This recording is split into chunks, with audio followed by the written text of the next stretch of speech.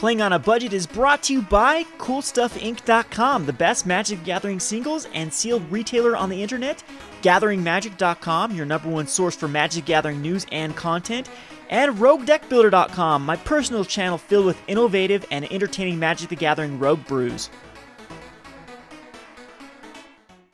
Hi there, it's Kevin with GatheringMagic.com here at this week's episode of Playing on a Budget. This week we're going to stick to the devotion theme as we're getting ready for Battle for Zendikar coming up in a few weeks, and I thought I'd at least give one last hurrah to the devotion-based mechanic from Theros.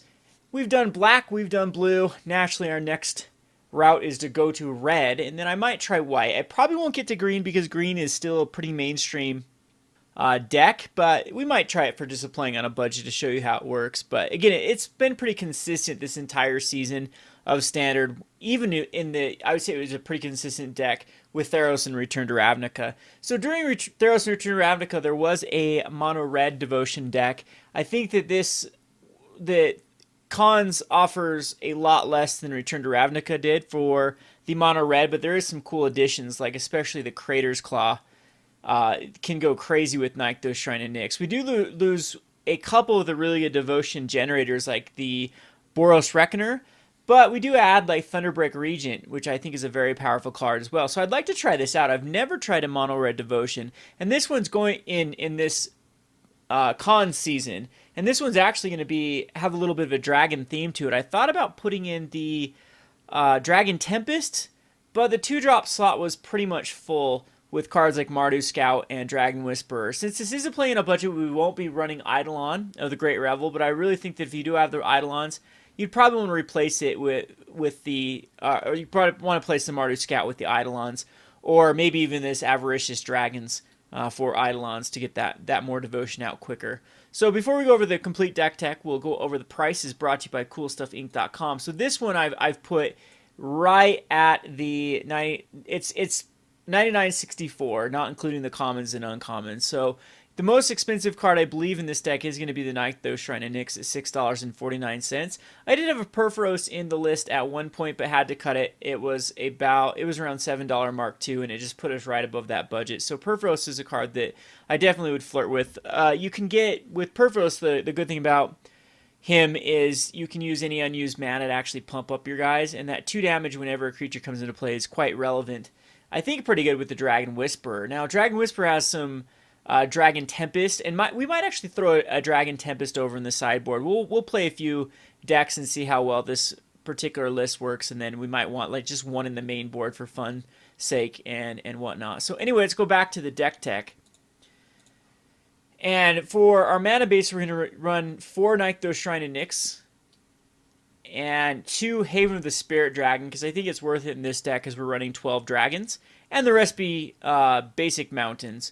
So for our removal, we're going to run 4 Crater's Claws, which is very easy to get the Ferocious in this deck. A Thunderbreak Regent, an Avaricious Dragon, a Fanatic of Mogis, a Stormbreath Dragon are all going to get the Ferocious on board.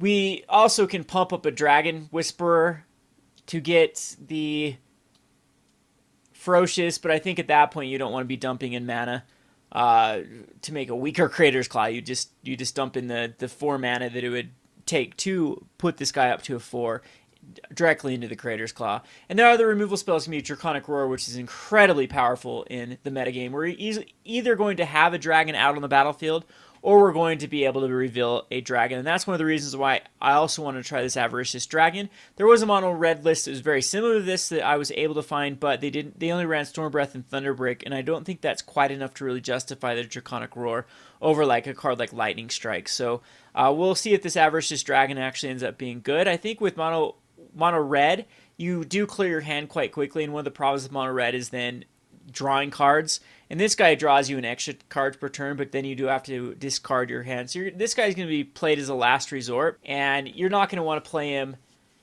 The thing is, though, like you'll see how easily you can just puke out your entire hand with Nykthos Shrine of Nyx when you have enough devotion out. So that's what we're going to try to do with Avaricious Dragon. Maybe it will help us draw back into more cards rather than the burden of discarding the cards. We'll wait and see how we like this card. If not, this is something we could easily replace with the Dragon Tempest. So One thing with Dragon Whisper as well is the 6 mana to put a 4 for red dragon creature on the battlefield if you have a power 4 or greater might be relevant. We're just using this guy mainly for the devotion. We don't really have much other options in the deck. I thought about the other Phoenix, it's the Morph Phoenix. Let me look up the actual name to it. It's going to be Ash Cloud Phoenix. I think that this could easily be a replacement for the Avaricious Dragon, as when it's dies, you return it face down, and then you can morph it back face up, deal 2 damage to each player. Probably better than Avaricious Dragon, but I want to stay on theme with the Avaricious Dragon. And yeah, so other dragons would be Stormbreath Dragons and the Thunderbreak Regent. Very powerful, and then Fanatic of Mogis is going to do damage equal to your devotion. In this deck, it's easily going to do 4, 5, 6 damage. Very, very sweet card. And Flamewake Phoenix is going to have Ferocious very easily off a Fanatic, off an Avaricious Dragon, off a Thunderbreak Regent, or a Stormbreath Dragon. So keep in mind that we're going to be able to be returning this Flamewake Phoenix quite a bit in the deck. All right, so on to the sideboard. We're going to be running 2 Hammer of Purphoros. These are okay with, like, most of your stuff already does have haste. Like, the Mardu Scout has the ability to have haste. The Flamewake Phoenix has haste. The Fanatic of Mogis does not, though, which is a perfect curve from a Hammer of Purphoros into a Fanatic of Mogis. And 2 of your dragons also do not have haste. So Hammer of Purphoros can come in against the control matchups. We have 4 Anger of the Gods. This is going to take care of any creature-based strategy and exile them, especially cards like the Deathless Raptor. We have 3 Roasts. These will be for Siege Rhinos and Courser of Krufix. 2 Wild Slashes for any early game. They can also make it so that damage can't be prevented. And 3 Magma Sprays. This is really in here for Hangerback Walker. I think Hangerback Walker might be pretty decent in this deck as well with the Devotion. And then we have 1 Scouring Sands for any token-based strategy, a way just to clear the board. It's kind of like our 5th Anger of God against very, very aggressive token-based or 1-drop based strategies.